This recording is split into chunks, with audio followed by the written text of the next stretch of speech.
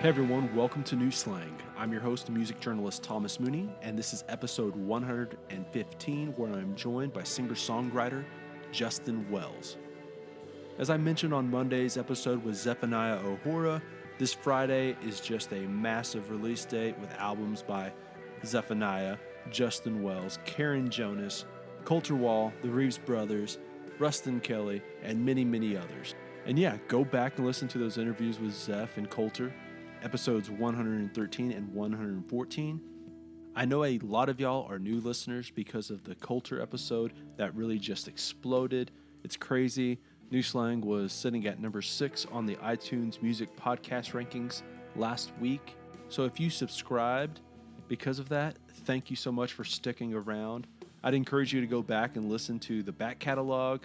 A lot of great guests in the recent past, like Clint Black, Will Hogue, Aubrey Sellers, Mike Harmeyer of Mike and the Moon Pies, and Adam Oder, and Ashley Ray, just to name a few. And of course, this fall is looking to be pretty damn promising as well. And actually, spoilers, the next episode is going to be with Karen Jonas, who I mentioned as well, having a new record coming out Friday. Again, August 28th is just a massive release date, and I'm totally okay with that because, well, today's my birthday. I know, hold your applause. Thank you so much. And what else would you want for your birthday other than just a bunch of new music? Anyway, I really enjoyed talking with Justin Wells about his new record, The United State. I know sometimes y'all get scared of this idea of like a concept album, but you're really going to enjoy this one if you have really ever bought into the conceptual messages by Sturgill. Basically, The United State is about those universal experiences of the human condition. Justin explores those watershed moments, the joy, sorrow, pain, hope, fear, loneliness, love, growth, identity, responsibility, and so on. A lot of those feelings, of course, they're juxtaposed. Often they're mixed, and sometimes they're the exact same thing or they overlap one another. Justin does such a spectacular job of dissecting those feelings and letting them breathe in their own moments and giving them the careful attention, but also acknowledging that they are mixed and that you can feel two things at once, more than two things. And that's all part of the human life experience. I think he does such a great job of being incredibly specific while also maintaining a broader message. That, of course, is such an incredibly difficult line to walk. And the more I've been around the album, the more I've grown to think this is an essential aspect of the United State, and that's Justin's role as the storyteller. Because it's not just the storyteller in the general sense. Sure, that's part of it, because these moments are largely influenced and inspired by Justin's life and the lens in which he views the world, but he's also, in a sense, the caretaker and guide, kind of like the omniscient being, the careful giver of advice and lesson. And like any guide or mentor worth their salt, there needs to be this acknowledgement of knowing that they don't have all the answers. You can call that humility. I think that's in these songs too, that humility. Throughout this record, Justin has these little snapshots of what we all go through in our lives. But he also doesn't tell us like, hey, I have all the answers and this is the right way to live, and what you're doing in life or how you've reacted to a situation is wrong. There is this sense of validation of like all of the things that you feel in life because of these moments. They are important, and it's okay to grieve, and it's okay to be scared, and it's okay to acknowledge lonesomeness. And of course, like all those feelings, they're essential to the human condition, and it gives you that sense of balance. Today's presenting sponsor is Desert Door Texas Soto. If you know anything about me, it's probably that I'm from the heart of West Texas and absolutely love everything about West Texas. And that's really why I love Desert Door so much. You may be asking yourself what exactly Soto is. Well, it's a premium spirit that's similar to a tequila or a mezcal, but for my money, it's a little bit more refined and smooth. There's a sweetness and faint hints of vanilla and citrus, and it's also as versatile as your garden variety vodka. At its core, Desert Door is authentically West Texas. They go out and harvest Soto plants, from the wild and bring them back to their distillery over in Driftwood, Texas. So next time you're at your local liquor store, get a bottle of Desert Door. For more info, check this episode's show notes. If this is your first time listening to New Slang, I strongly suggest hitting that subscribe link. If you just did, I'm giving you a virtual high five right now. New Slang is over on iTunes, Spotify, Google Podcasts, Stitcher Radio, and basically any and everywhere you listen to podcasts. Go check out the New Slang merch store, grab a koozie, some stickers, buttons, and magnets. Any bit helps. I'll throw a link into the show notes. And if you're into playlists, go check out Tom Mooney's Cup of Coffee and the Neon Eon playlists over on Spotify. The Neon Eon is for all your nostalgic 90s country needs, which there's going to be more Neon Eon related stuff coming your way pretty soon. And then Tom Mooney's Cup of Coffee is a regularly updated mix of new Americana and country music. It's also a really great hint at who I have coming up on the podcast. So yeah, go follow those. All right, I think that about does it. Let's go ahead and get on to the interview. Here is Justin Wells. So we're off to a good start, right? Yeah, no, this is perfect right here. Yeah, so you said you guys are rolling right now to go shoot some last-minute music video. What song is that for? What's the plan forward going? We've got a new single coming out second week of August. It'll be the next single. The song's called Walls Fall Down. Mm-hmm. And not knowing when you hear this, but that might already be out when that happens or what have you. But yeah, this is kind of us, like I said earlier, kind of rolling with the punches and, trying to be creative and trying to work in the midst of what we're all going through. Yeah, like I've talked with a lot of people, obviously, about how this has affected their putting out an album. Like has it changed their plans, all that kind of stuff. But how has it changed like the rollout of the record? Obviously, you're talking about like going and shooting a music video. How has that been affected? Well, the biggest kind of kick in the pants is, being able to tour it when you're at a certain level, that being a low level, touring is how we best get that music to folks. Mm-hmm. And that aside, that's what I love the most. So that's off the table, and needs to be. But, as with this scenario, we are, using the tools we've got. So, I'm not going to have, for instance, I hope I'm not giving away the video, but, my director's not with me, and instead we're getting footage to him kind of, frankly, kind of DIY style. And that was part of the concept of the video. Neither me nor my pal Adam Lee here being, videographers of any sort of like professional capacity. Right. Yeah. Like it feels like so much of what's been happening lately is like we're taking all of the professionals out, the quote unquote professionals out of anything. And it's more all these artists doing it DIY, kind of going back to the I don't know, like the blue collar roots of making it as an artist, right? It's trying to figure out all that stuff. What have you been doing to, I guess, like, fill in that void of touring? Not necessarily like monetarily wise, but like what have you, just like the time wise, since there has been all this time that you just have, you essentially had set aside to tour. What have you been doing just like on a regular basis to not go crazy? I'm failing and then not going crazy. I think I'm just starting to embrace it. I mean, I'm a father and a husband. I've got identical twin 7-year-olds, and touring is way easier, man. Touring is way easier. I love my girls, but there's no solitude. I'm not dying of loneliness, that's for sure. But I don't know, man. I mean, I know that kind of the go-to for a minute there, and it's still maybe less so, is kind of the streaming show.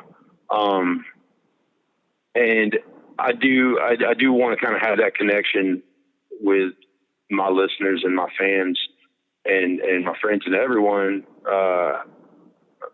But that's not necessarily what I have interest in doing as a performer, you know? Mm-hmm.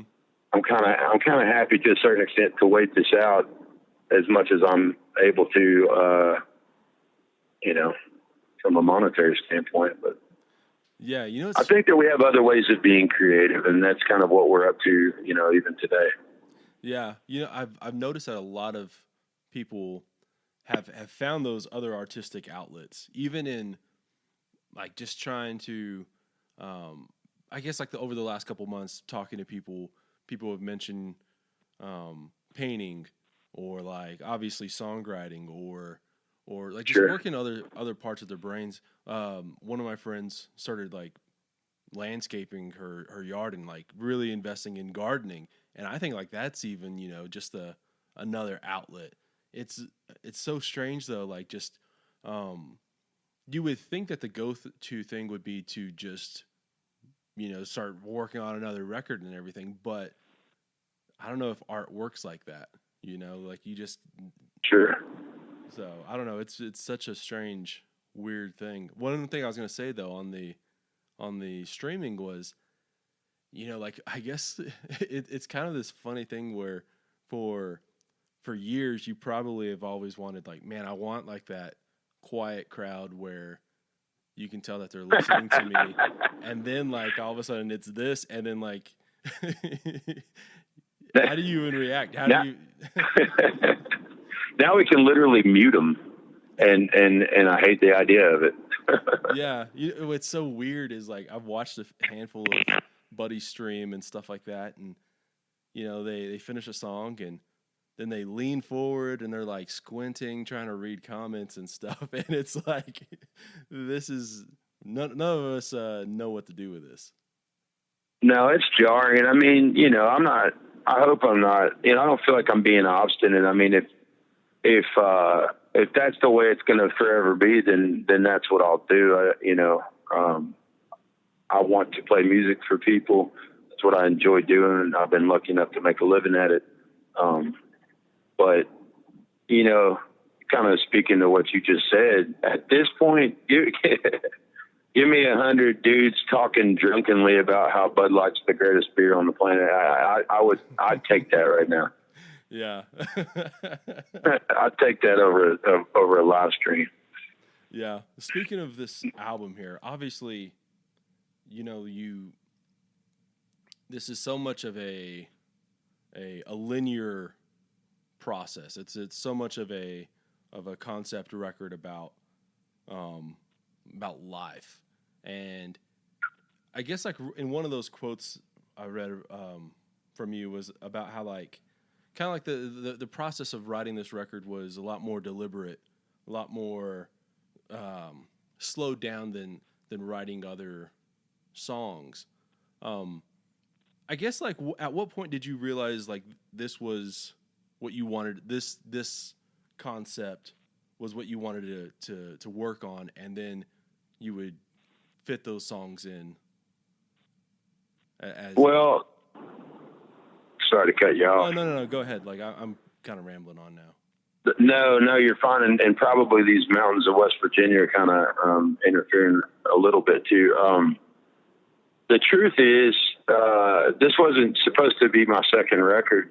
I had this idea, you know, now a few years ago, and, you know, as most writers probably do, I put these little snippets here and there, and I would put it in what I called the life folder or the life album folder. And it'd be just little ideas like, okay, this might be how we could focus on this phase of life, from this perspective, etc. And when I went into the studio to kind of do, I hesitate to call it pre-production, but to talk demos and talk with my producer about what we're going to do for the next album, we went over some songs that I, you know, thought would be what we'd work on. Again, thinking that this thing is far from done, and I don't think it's going to come quickly. This will be this will come out when I get done with it. And then, as they're kind of floating things back and forth, I showed him a couple of these songs, and I mean, instantly that's where he wanted to go.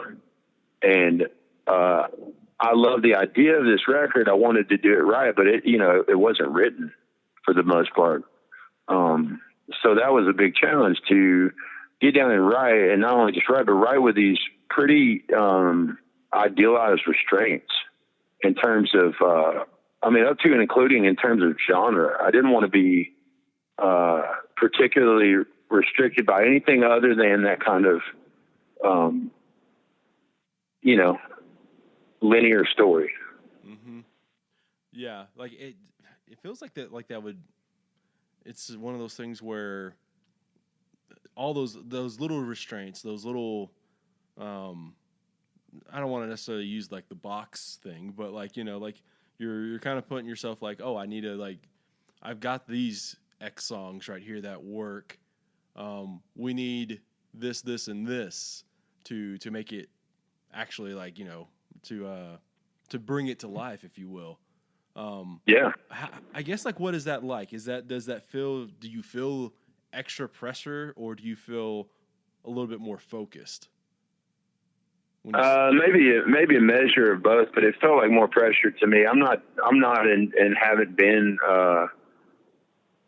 I'm never the kind of writer that has 50 songs to bring to a studio for an album. Mm-hmm.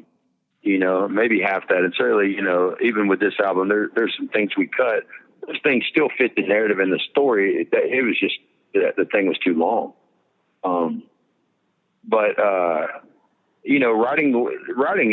Writing can be difficult anyway. Often I will just kind of put pen to paper, and as it's coming out, figure out this is what it's about. And flipping that on its head, I mean, that certainly put a hurdle in front of me. It wasn't something that I was exactly excited about. Like I said, I was kind of allowing myself a few years to pull this off and maybe do something a little more, I hate to use the word conventional, but something a little more, less restrictive in the meantime. Mm-hmm. Yeah. Like that's what it to me, now that you say all that, like it makes a lot more sense. And as far as, hey, I've got this idea, and as the idea gets better and I fill it out, that's when I'll do it. Versus like, you saying, hey, I got this idea, now I need to write 9-10 songs, Yeah. Yeah, it was, there was, and, there's been, at this point, there have been, it's been a few years. It's been 4 years since my last full length record. And, there's been a couple songs here and there, but, there didn't need to be kind of dilly-dallying. Yeah. You mentioned, you had the folder and, the life folder, and you would have these little snippets or these little parts where you're like, oh, this kind of works in there.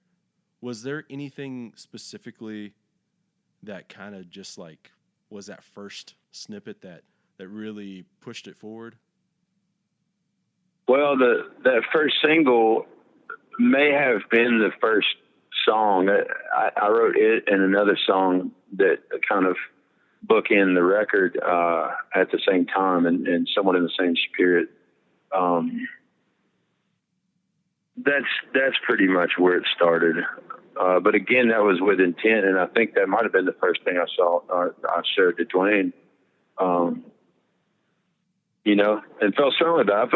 Of course, I felt strongly about the song, but like I said, I knew that was going to be part of this project, and I wanted to have, filled out an album of the same caliber. Mm-hmm. Yeah. Well, obviously, like this record is so much about, you talk about how these are all universal feelings that we go through, no matter who you really are. Like you're going to go through birth and death and heartache and all these. It's just part of like life for just about everybody.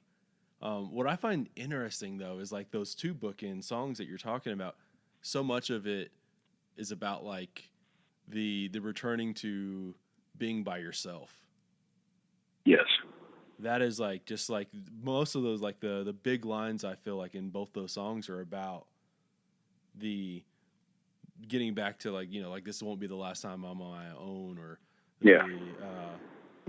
I guess. But I view it. Yeah. Oh, sorry. No, go ahead. Again, it's in and out, man.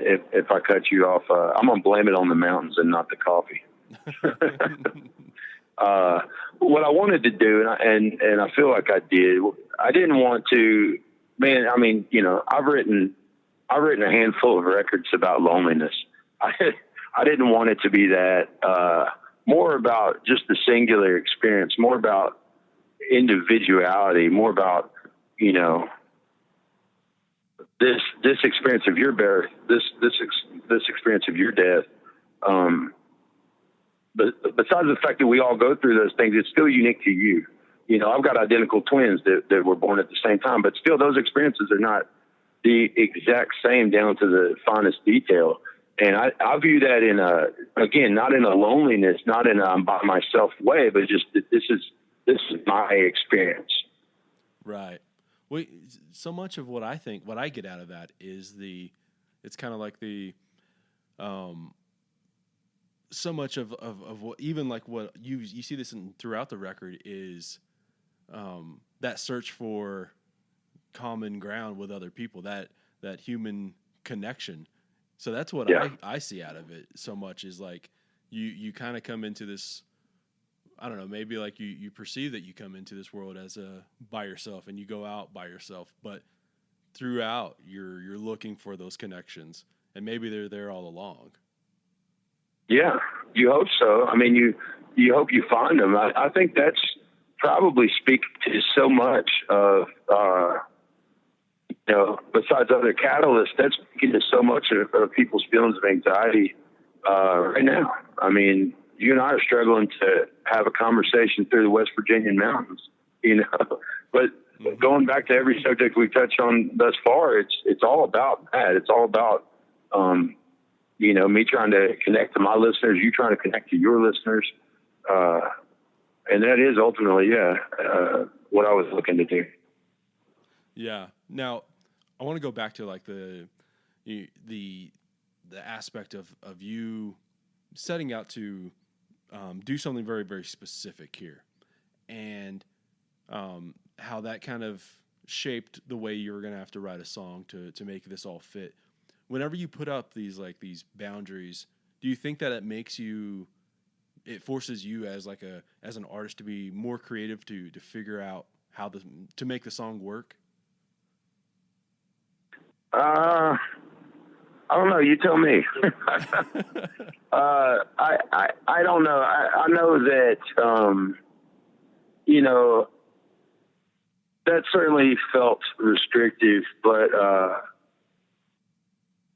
as I'm putting the thing together, I even went down the path of looking at genre and looking like, thinking on, for instance, the kind of music. I mean, this ultimately was even born out of this idea of like the music you listen to in your teens, how that differs from the music you listen to in your 20s, how that, and so on. My relationship, for instance, with country music came a little bit later. I grew up in the country, but I was definitely kind of the weird kid with the flannel, Pearl Jam wannabe, whatever, late 90s, tragic, thing. And thinking about how some of these sonics of these genres or specific artists, whatever, define that. So I started going down that road and really approaching it from the sonic aspect. And I think that still showed up in what we landed on, but where I was starting from, that was a little wild, man. Yeah. We needed to bring that back a little bit. Yeah.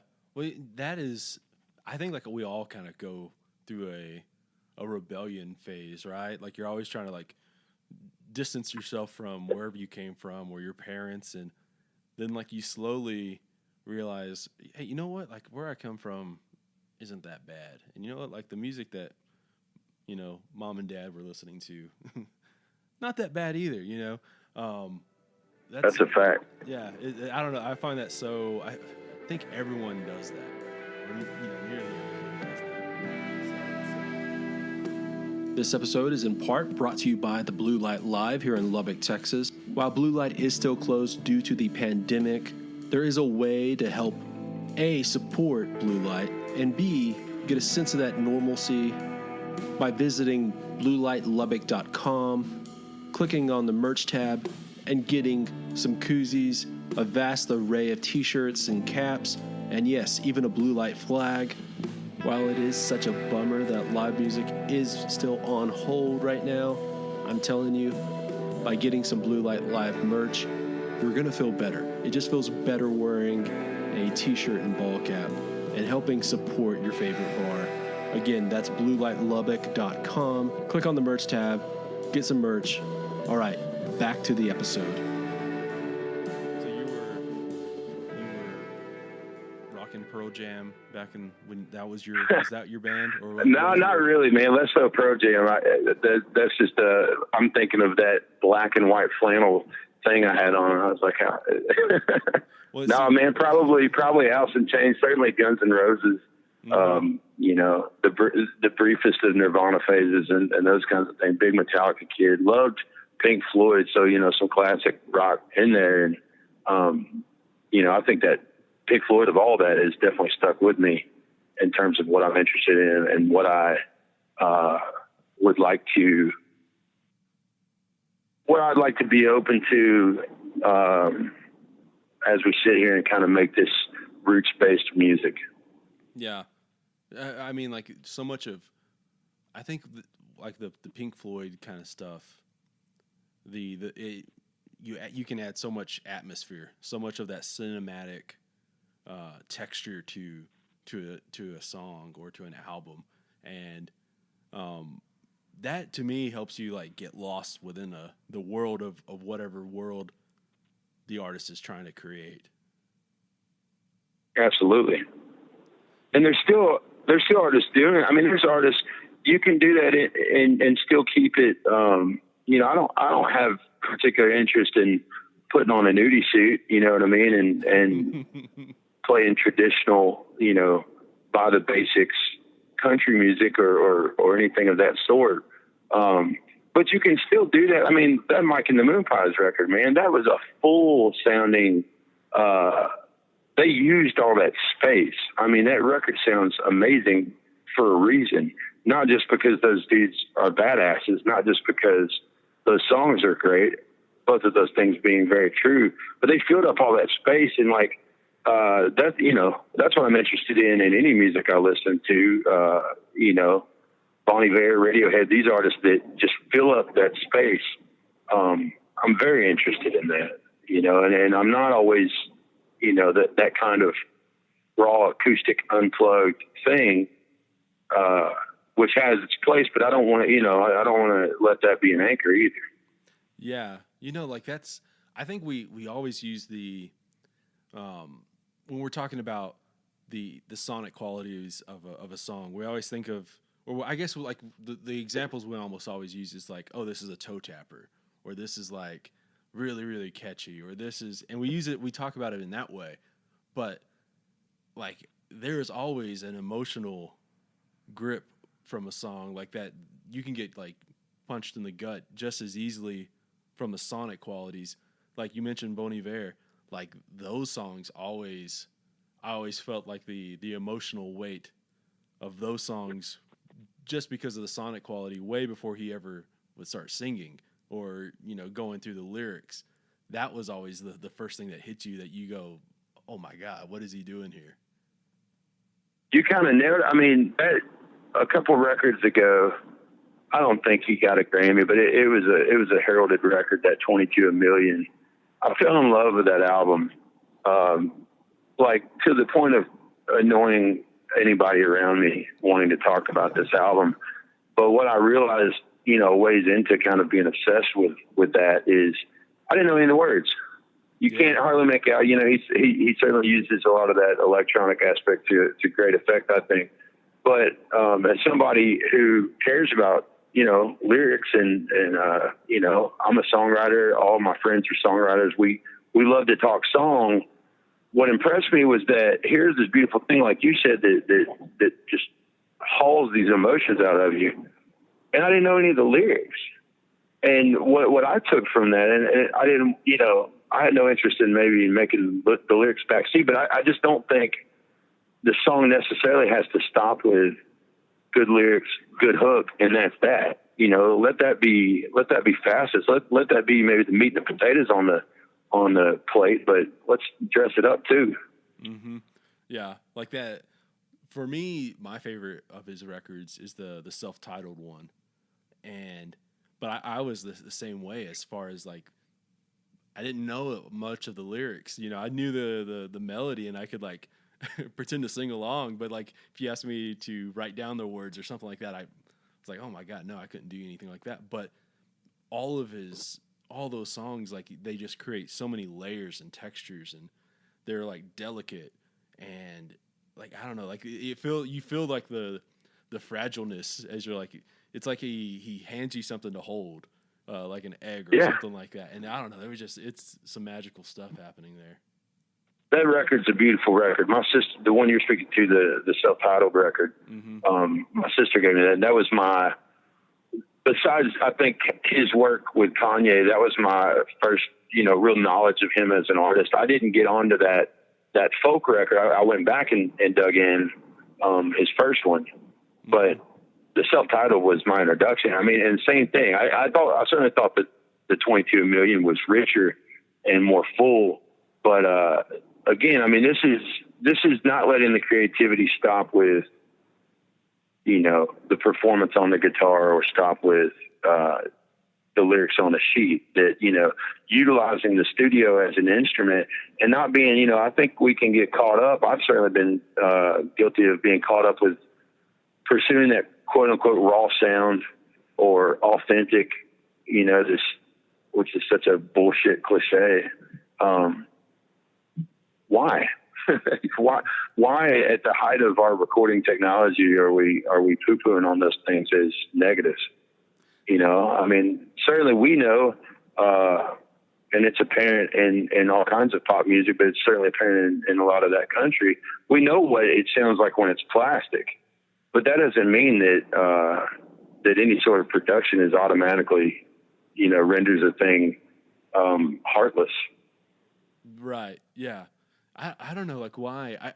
I think with country, like the reason why the word authentic that you used, is because for some, like obviously not for some reason, but and for some good reason, that country is so rooted in tradition, and it's like,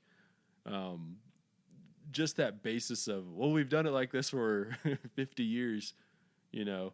That's why we need, and in my opinion, like that's not the, I had said the other day about how like tradition, if you can't point out like a reason why a tradition is a tradition, other than that then that it's a tradition, that you've been doing it for a long time, that's not necessarily like a good reason to keep on doing it, you know? Yes. And yes. And it's, they're being, it's sometimes that short-sighted and you know, before I go too far, I want to be totally upfront and clear that a lot of those artists that are rooted in tradition, some of them, you know, close friends, they kill it, man. And I think that that's important to the arts.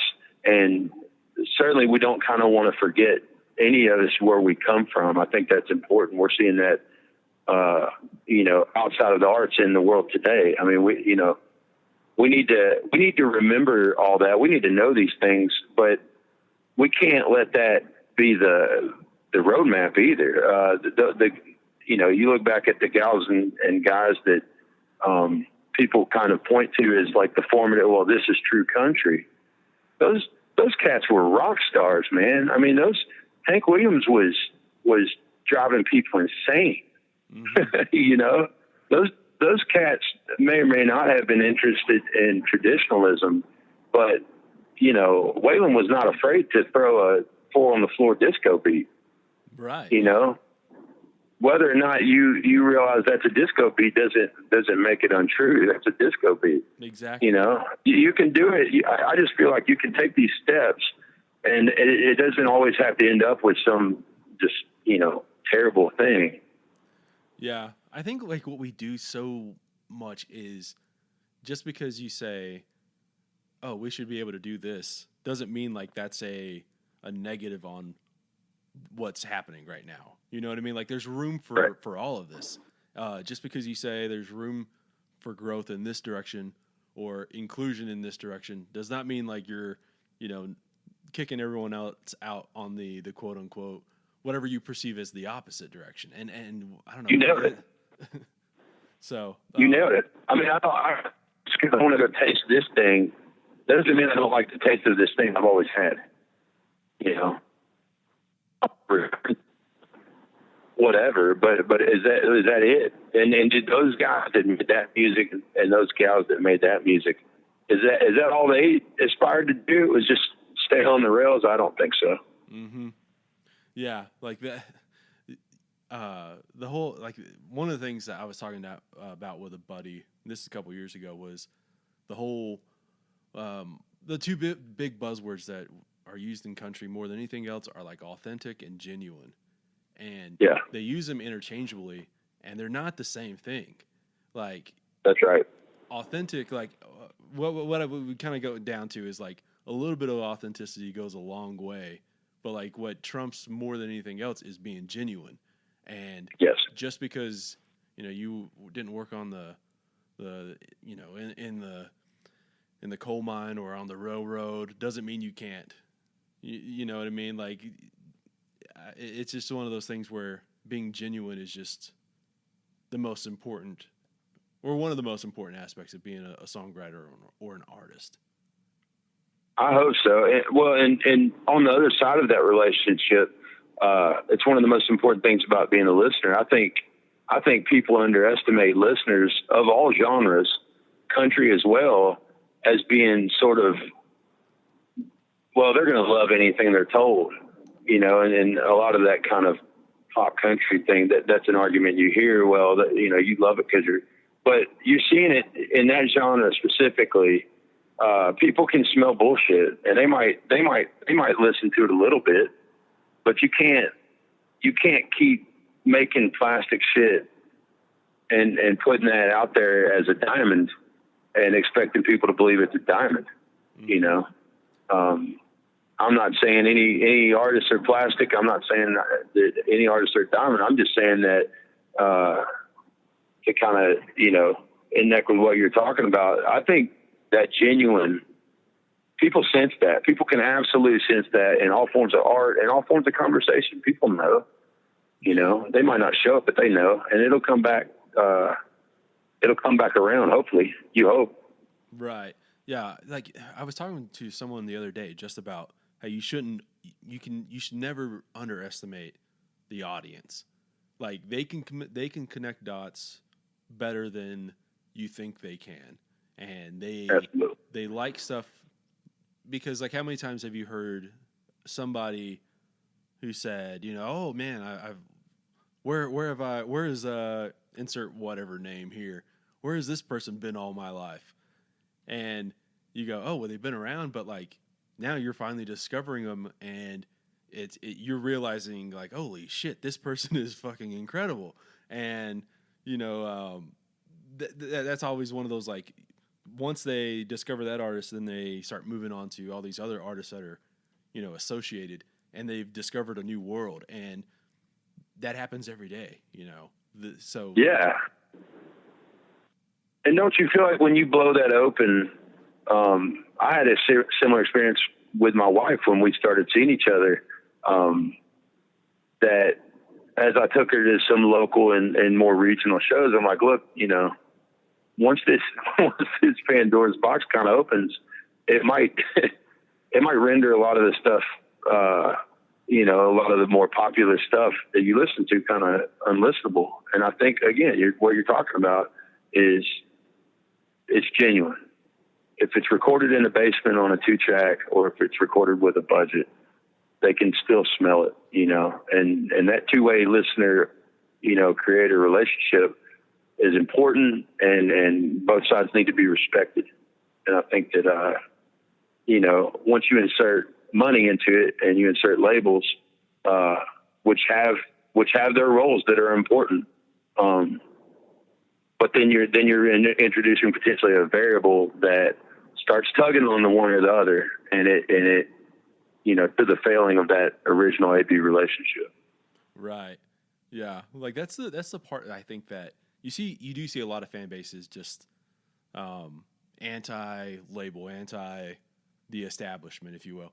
But like there is a purpose for a lot of these roles. Just because like these major labels are around doesn't mean like they're the evil empire or something. They can do a lot of good things. They have done a lot of great things, but you know, I think like that's even part of the markability, right? Is like divide and conquer. Make two camps be perceived as at the opposite ends and at the trying to fight each other all the time and shit like that. I don't know. Yeah, absolutely. And then that begs the question, who wins there? But no, I mean, a lot of the stuff that I love, and I would dare say most of the stuff that I love and most of the stuff that you love, if that artist had to fund that project, that album, we'd have never heard it. Or if we'd have heard it, we might not have liked it. Mm-hmm. It might have been so off-putting, to use your example, going too far into the authentic. Might not want it that authentic. Right. Yeah. Well, that's like one of my part of that conversation that I was having there was my friend was saying how the your great grandpa or your great uncle or somebody who worked on the railroad or in the coal mine, he might have all these really great stories, but he doesn't have like you tell him like, oh, put that into a song or put that into a short story or a novel or whatever.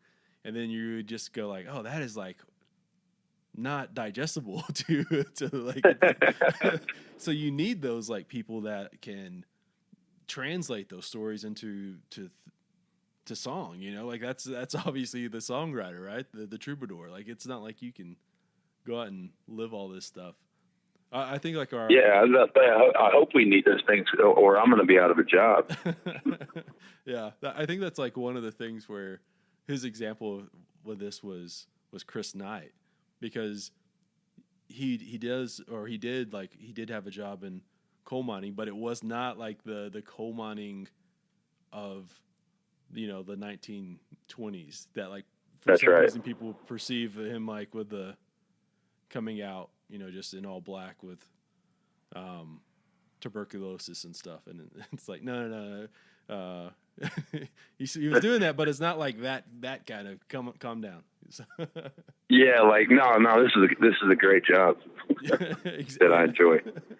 Yeah. No, and I think a lot. Well, and that's not even to the listeners' fault. I mean, I'm sure that this is because whoever in marketing, they're going to market this cat as.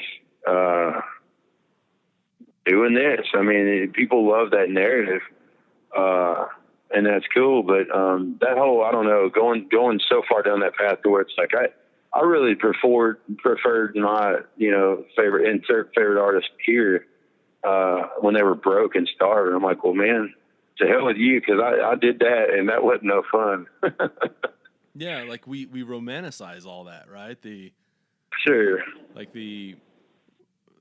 I guess like even I mean like the reason I'm so confident in saying that is because obviously I think we all did too at some point, and then you realize, man, these are like not just like the idea of Townes Van Zandt or whoever, right?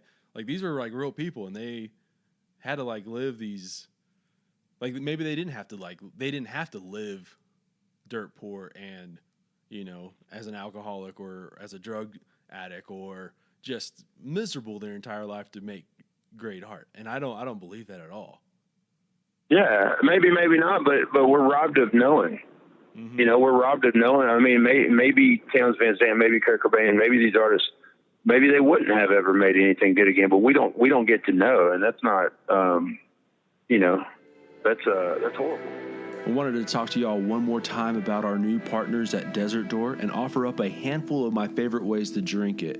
Get you a Mexican Coca-Cola, have a couple of swigs, then pour yourself some Desert Door Oak aged in, toss in a lime wedge or two, or how about this? Pour some Desert Door into a mug, top off the glass with some ginger beer, squeeze in a lime, or for all you ranch water drinkers out there, get you a Topo Chico, take a couple of pulls off, and then pour in some Desert Door. Toss in a couple of lime wedges, and now you have a mighty tasty and refreshing ranch water. Remember, Sotol is as versatile as vodka and has a more refined, smooth, and a more complex palate than tequila.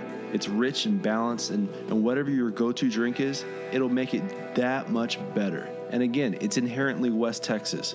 It tastes like home. For more info on Desert Door, check our show notes. All right, that's it for Thomas Mooney's Cocktail Minute. Let's get back to the show. You mentioned Pink Floyd a while back. Like, Pink Floyd's like one of those bands where I think everyone kind of goes through, I don't know, like 10 bands that you think are like the greatest band of all time.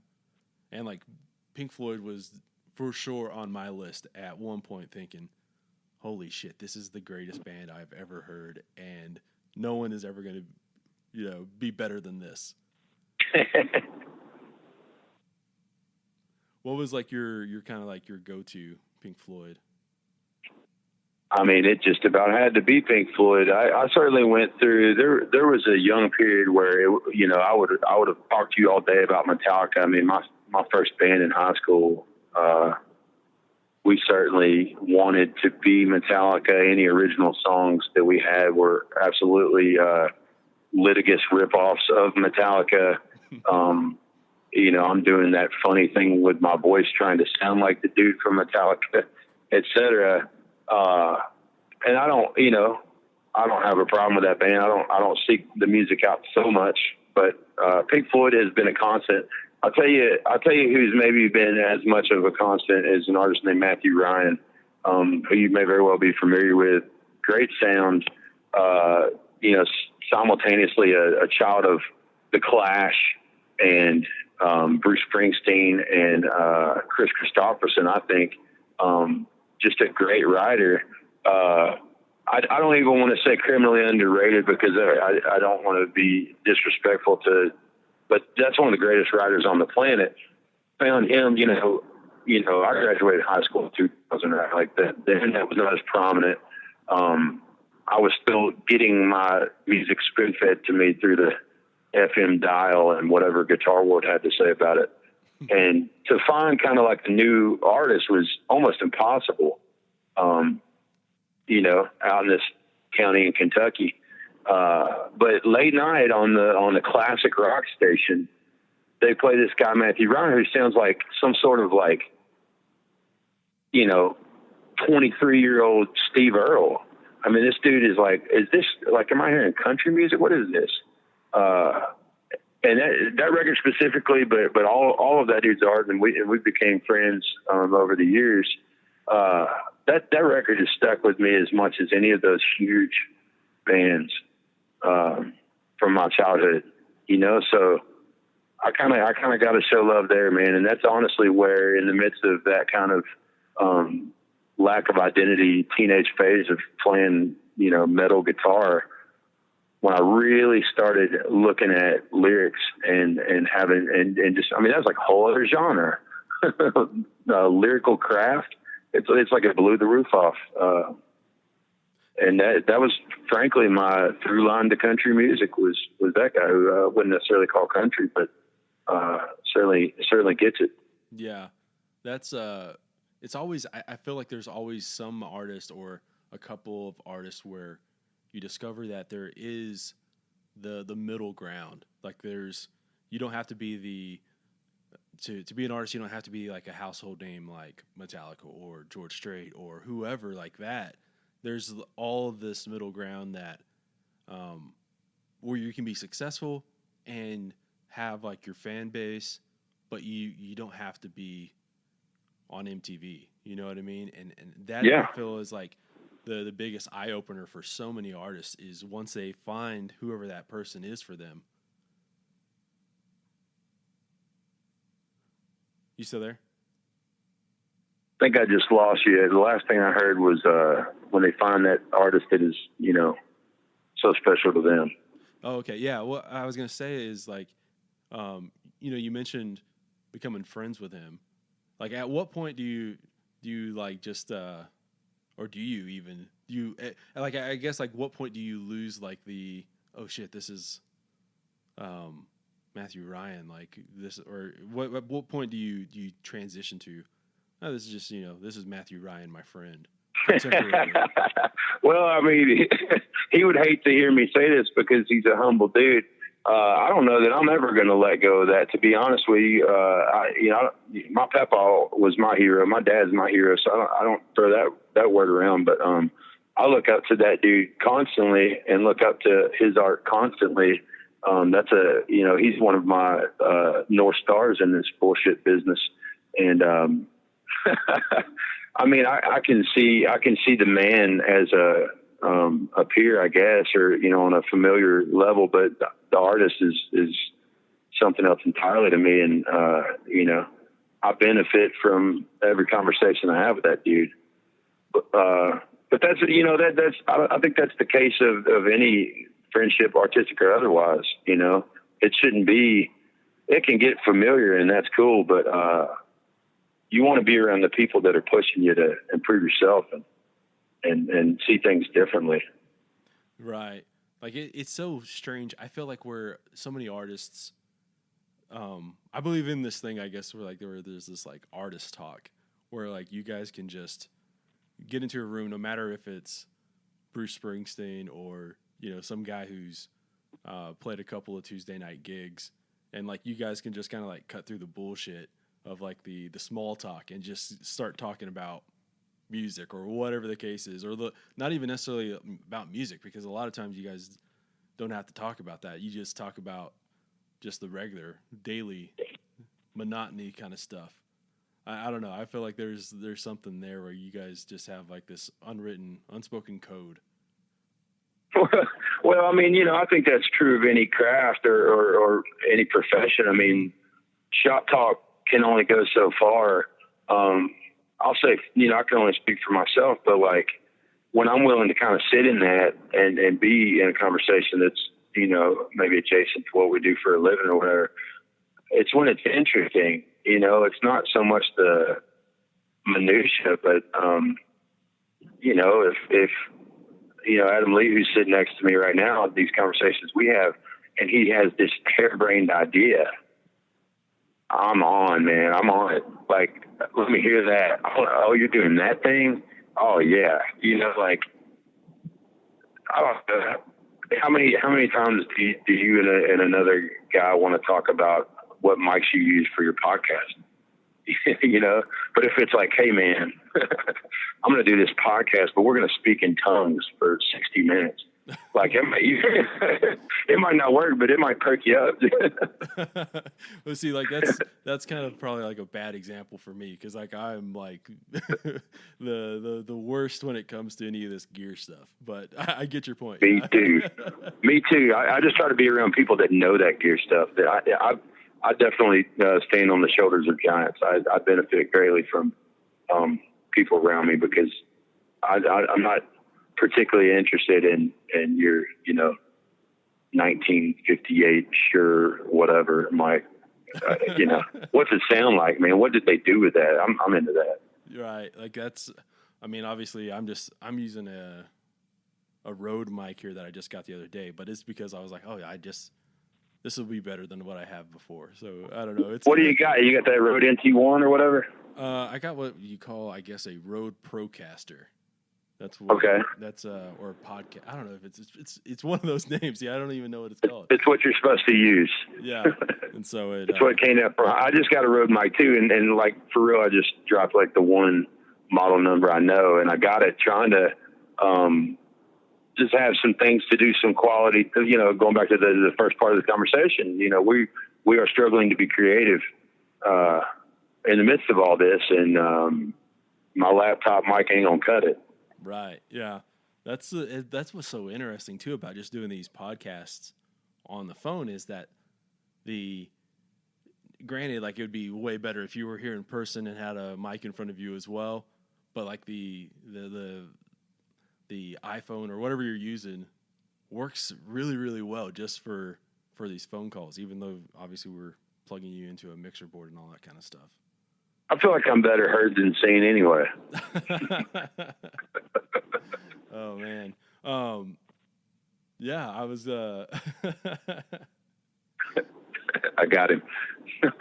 I break character so many times during these things. And then it's like trying to like remember. I always like try and jot down like where I need to like cut. Cause, Man, sorry folks, we're gonna have to cut here. This is where Justin went into his 35-page manifesto about the state of transportation in 2020 and the lack of good roads across this beautiful country. Oh, you want to talk about roads? Like we can talk about roads. I've been to Arkansas. New Mexico much? No, man, no. I really not near as much as I'd like. I don't even spend time in Texas as much as I'd like. Because, New Mexico roads are like just horrible. But I digress. Yeah, you need to come down to Texas more, to Lubbock. That's I might have lost you a little bit. What was the thing about New Mexico? Oh, like just their roads are like the absolute worst. Like I don't know, just notoriously bad roads out there. So. That very well could be, but that green chili knocks me on my ass, man. The one time I've ever been in that state, I was down there doing a bunch of dates with Jason Eady and had like 3 days off before I had to be from, I don't know, man, I want to say like Austin and then 3 days off. And then I'm in like Kansas City and I'm like, I'm about to have a religious experience and drive across Texas. And I think those two things are interchangeable. I think if you drive across Texas by yourself, wherever you're at with your God, there's going to be some reckoning. Yeah, like I grew up in like far west Texas in this town called Fort Stockton, which if you're driving from Austin, you may have gone through driving through the state of Texas. It's really in the middle of nowhere.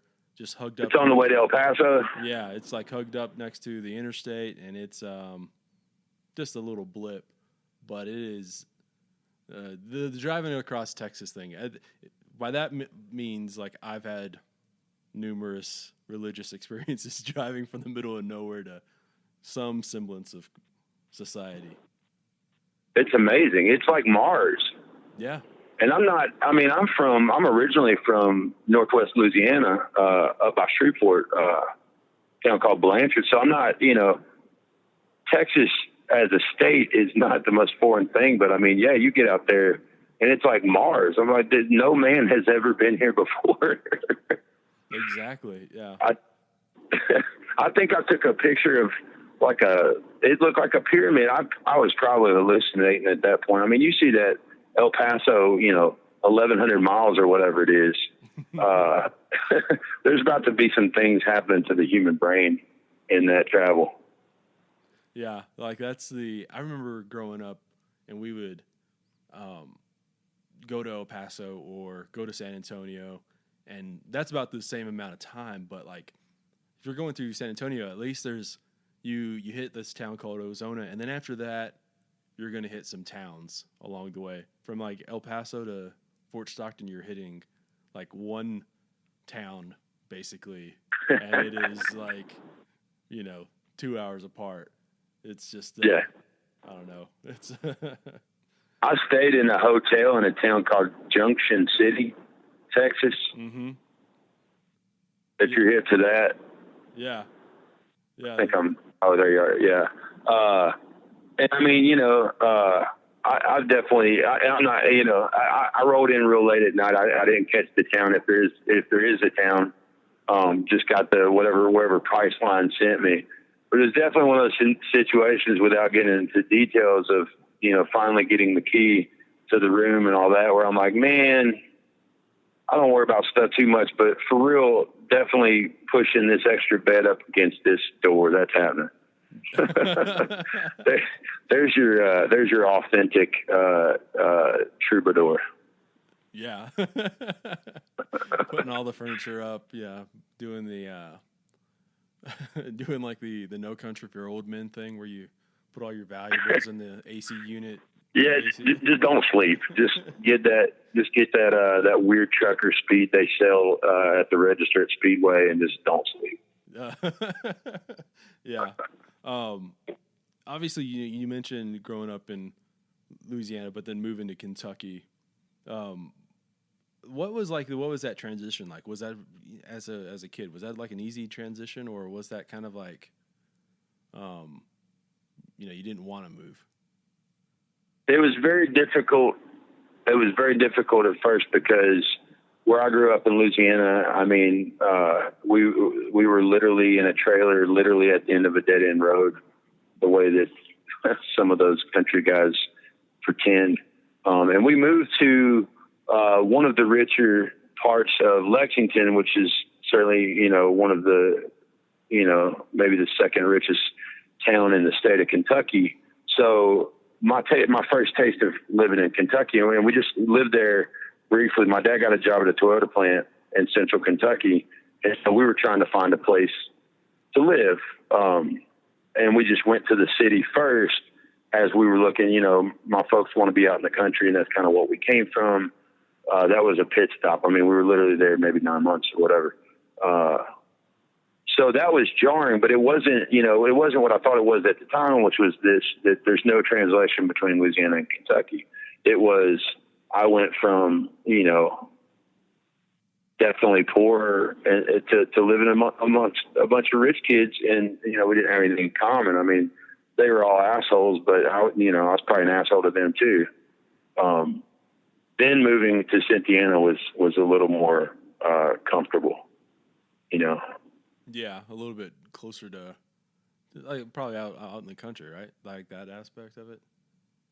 Yeah, but it was still a time in my life where I was about 12 years old at the time, and kind of your foundation is kind of gone, and I think to a certain degree. I mean, I've now lived in Kentucky, 2/3 more of my life. I'm a Kentuckian. I'm proud to be from Kentucky, but I think you maybe never shake a little bit of that, like, imposter, or maybe a better way of putting it is just like you feel like foreign, but I feel that way in Louisiana too. It's not like I just identify there either. I think there's something interesting about, I was having this conversation earlier with my bud. He moved around a lot with military, and I did not. And I think if you don't move around a lot and then you move at a crucial time, and, like preteen is pretty crucial. I don't know. You maybe never have her. My sister, on the other hand, was 3 when we moved. I mean, she doesn't have any memory of living anywhere but Kentucky, and that through and through is her home. But yeah, that's so. I guess like maybe you're not even understanding that how much of where you were that Louisiana identity, not necessarily understanding like that was like so important to you until like, a lot later. That's always so strange. Is like this, not necessarily identity crisis, but like what it's kind of related to what we're going through now, where everything's been hit on pause, and I feel like people are having these major identity crises involved with the pandemic of like, oh, who am I since I can't really do what I'm supposed, like what I want to do. Yeah, I think you're right. I think kind of tying my experience to maybe the greater experience now. I don't want anybody to take this the wrong way, but I don't have that kind of pride attached to place that, a lot of my friends do. Certainly a lot of my fellow Kentucky artists do. I love Kentucky to death, but I'm not from the holler. I'm not going to sing about the holler. That would be disingenuous. I love it and respect it, but as sometimes as a foreigner, and I think for me anyway, applying to more what everybody's going through now, I think sometimes we tie our identity to something that, is one of these plastic things. I mean, your identity is whatever you make of it, I guess. But if you want it to just be based on lines on a map, I think you're severely limiting yourself, and you're severely limiting what you're capable of experiencing, but also affecting on the planet. I guess what I'm getting in my roundabout way is, I hope that all this great pause is letting us kind of focus on what matters a little more, and maybe cutting the bullshit. We're on the same team. Right. Yeah. Like, as a people. I mean, not just this country, but as the world. mm-hmm. You know, I was talking with someone earlier about that. Like, I guess like what this pause has done, in my opinion, has helped a lot of people just kind of reevaluate where. Well, we were talking more about social media, about how, you know, the beauty of social media, you think, is like having the ability to talk with anyone in the world, but then like what that turns out to be is like kind of just talking into a void.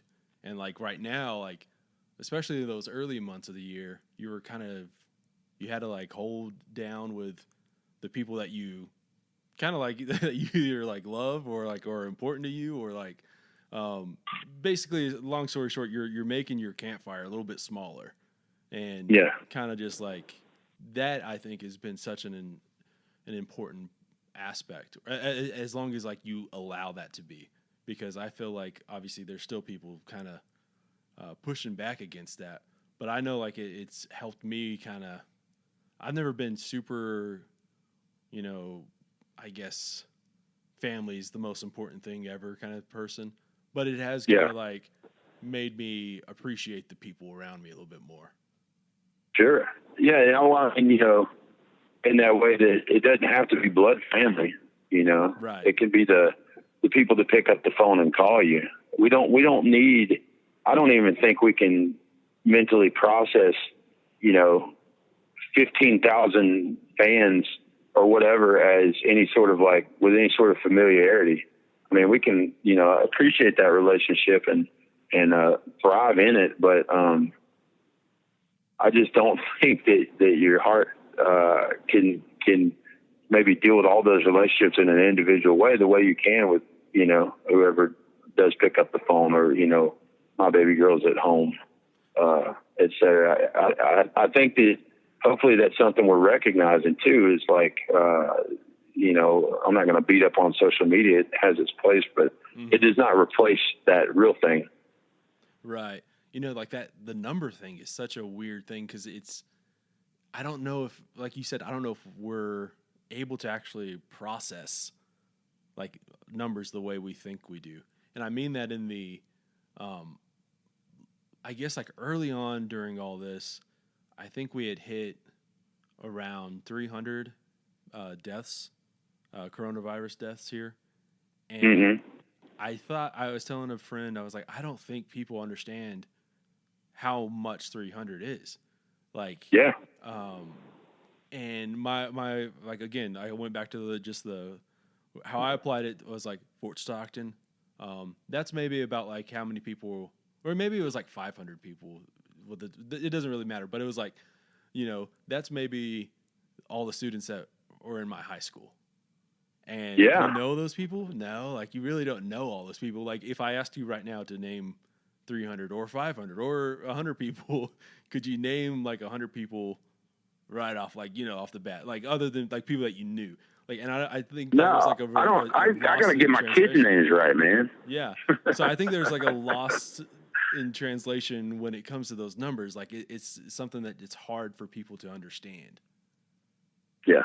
So, yeah. Well, it's another, you know, and also don't, you know, let's not discount when they're just putting those numbers. We're not seeing those names. It's the same way that it's real easy for some jackass to, you know, for lack of a better term, to just be mean on social media. It's really easy for that person to do this when they're looking at a screen. Not to say like he wouldn't do that because he would be scared or whatever. What I'm saying is it's maybe easy to slip into that sort of behavior when we're dehumanizing our fellow humans, and that you know, that's what we're doing up and down. That's what we're seeing the result of. And, you know, hopefully my little league goal with my record is to speak to humanization a little more. Yeah. I was actually going to kind of relate it back to this right now. Yeah. Like the record is all about the, you know, that common thread, because we all the stuff that we have so much more stuff in common, like 95% or I don't know what the number, but you get what I'm saying. Like there's so much more stuff we agree upon than that we don't. And it's okay to disagree. Like, when did that become not okay? When did it become the case that everybody in my audience, in whatever venue, in whatever part of the country, everybody has to vote the same way? Or when did it become, that every artist has to vote the same way, or what have you? I do think we should mandate treating each other kindly. I don't think we get to disagree on that. That's first grade shit, man. But as far as the details, there's different approaches. Hey, I'm about to go through this East River Mountain and I'm going to lose you. I will call you back. Well, it's been really, really great talking with you today about, the record and about pandemic life and Bon Iver. Yeah, well, same. That's what I just said to my dude Adam here, that I was like, man, this guy's asking great questions. Okay, thanks for listening to New Slang. I know that outro right there was a little weird, but I just had to have that whole, hey, we're going through the East River Mountain, I'll give you a call back in a second part. I don't know, I just really liked it. Anyways, again, thanks for listening to New Slang. Be sure to check out The United State by Justin Wells. Check out Desert Door and The Blue Light Live. All right, I'll see y'all next week.